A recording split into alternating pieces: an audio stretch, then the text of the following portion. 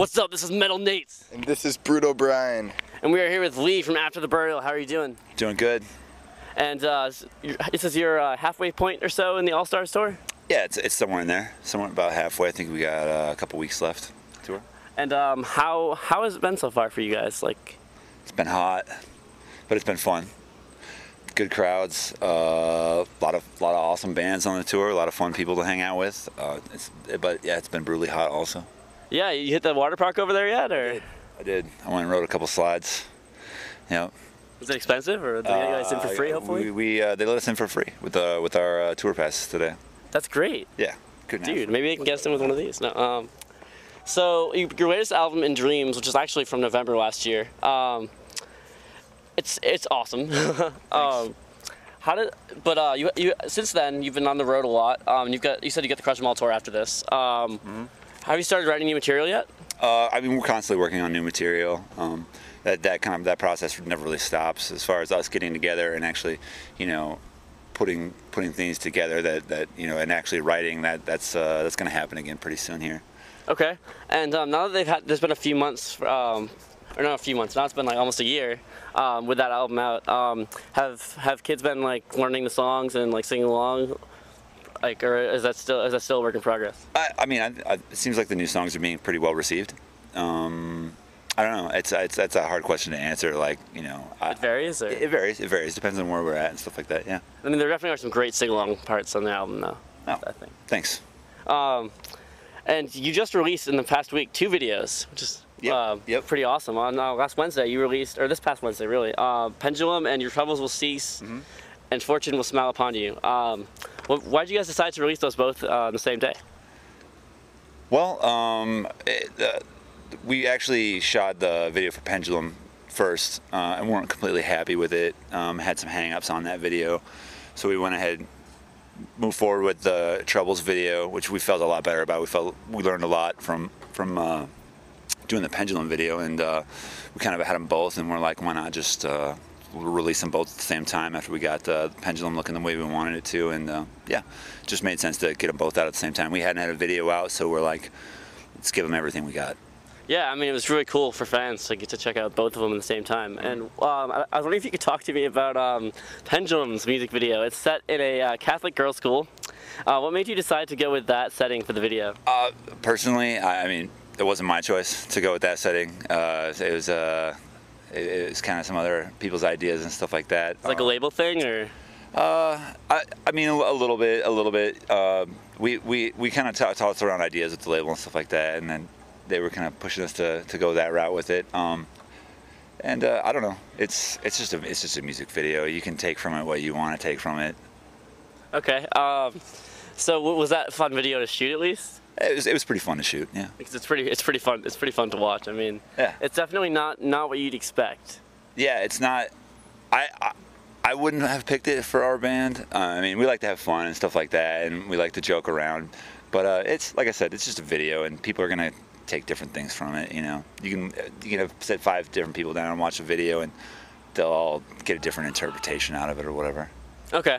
And the other music video, I'll read the name of the song, but it's a long name. Your Troubles Will Cease and Fortune Will Smile Upon You. That one seems to be more like artfully shot, like more well thought out. Like I said, we learned a lot from shooting the Pendulum video. We knew more about what we wanted the video to be and what we wanted it to look like, and so I think that there was a little more thought that went into it. I think it was like a little bit more representative of like kind of the stuff we think about and who we are as a band. So yeah, definitely I felt it was an improvement. But like I said, people are gonna look at these videos, and some people are gonna like the Pendulum video, some people may like the Troubles video, some people may not like either of them, but they're just music videos. Okay. And you guys are lumped in with Born of Osiris and several other really growing community of bands as gent bands, specifically for the guitar tone and the drumming pattern, because you have the low-tuned 8-string guitars with those groovy riffs, or not groovy riffs, but like grooves, and polymetered song structures. How do you feel about the term gent? I'm kind of indifferent to it, and then it's kind of funny. Do you guys identify as that as a band, or you just kind of go with it? When people ask me what kind of band I'm in, I say I'm in a heavy metal band. Okay, fair enough. You never be like, I'm in a gent metal subgenre band. No. Okay. Do you like? Was it a conscious change of direction though to go from like this? Because you guys switched from like 7 strings, I guess, to 8 strings in 2007 or something. It's definitely a conscious, thing. We liked the low tuning. We didn't want to sacrifice the upper register, so an extended range instrument was the obvious next step. So you guys in drop A then? No, half step down from standard. Oh, okay. So is that like, so you don't go like all the way to the lowest possible tuning, or is it? I mean, it's F natural. Oh, okay. But on an 8-string guitar, that's, you have your 6 string, and then so a half step down, would be like on a 7 string, it'd be A sharp, instead of a B. Oh, okay. So that. Or B flat, yeah. and then so it would be F sharp on an 8 string, which would be the standard tuning for that bottom string, F sharp, B, E, A, D, G, E, but with just a half step down. A couple songs are slightly different tunings, but yeah, it's just a half step down from standard on an 8-string guitar. Okay. And has it helped you guys get your name out more being lumped in with that, or does it not even really matter? I don't know. I honestly don't know. I mean, we just we play music that we think sounds cool. We're not like chasing a specific sound or a specific style. We kind of get together and we go, hey, this sounds cool. What do you think of this? Oh, I like that. What do you think of this? Oh, it sounds cool. Cool. So it's just like we're just playing music that we like and that we think sounds good. And I don't think there's ever we're like, okay, we need a breakdown here, or oh, hey, this should be a solo section. Unless it's like, hey, I feel like this is a good part for this riff, and it happens to be a solo section or whatever. But it's not like. I don't feel like we're really trying to sound like anything in particular, other than what we think sounds cool. Okay. Yeah. Have you? So you said you've begun. You're always writing, but you haven't like gotten together and write. When do you think it's gonna happen? This winter. Okay, and like a new album out maybe next year, or an EP or something. Definitely. Yeah. That's awesome. So how much have you guys been affected by fans illegally downloading music? Because I know Sumerian has a really strong stance towards that. I mean, if you're a professional musician, then you're affected by it. It's inevitable. It's inescapable that people are gonna illegally download music. I would guess there's a huge percentile of people that are interested in music that are guilty of it. I would hope that if people really like a band, enjoy the music and it makes them feel good and they like it, then they should, support the band and try to purchase something from them, and because that's what keeps bands going. Definitely, record sales have changed the climate of and the conditions under which a band survives. Touring is much more important, but if someone likes the music enough to even just listen to it, I guess that's cool. Okay. What are the funniest, scariest, and weirdest moments from this tour so far? That's a lot. Okay, I'll go through Allentown the other day, which was a complete debacle. It was like we get to our second to last song and we have to stop because some guy is severely hurt. That's what I read about that on Facebook. Severely hurt, which sucks. We don't want to see anybody get hurt. We just want kids to come out and have fun. 2 songs, right, or 3 songs? We played like 4 songs. Oh, we had a couple left, so we were towards the end of the set, and yeah, someone got really hurt, so we had to stop. I was told actually that it was about to get kind of shut down anyways because of a noise ordinance issue. The cops were already on their way to kind of say, hey, you guys got to stop playing outside. We just happened to be on stage at the time. Well, later on that day, or later on that evening, we were kind of like just relaxing. We were going to drive in the morning or something. We get a call. Chelsea Grin and Russell Bear, once they're sharing a bus, their bus broke down. So we were going to leave early, go pick up a few of the guys, help them get to the show and stuff like this.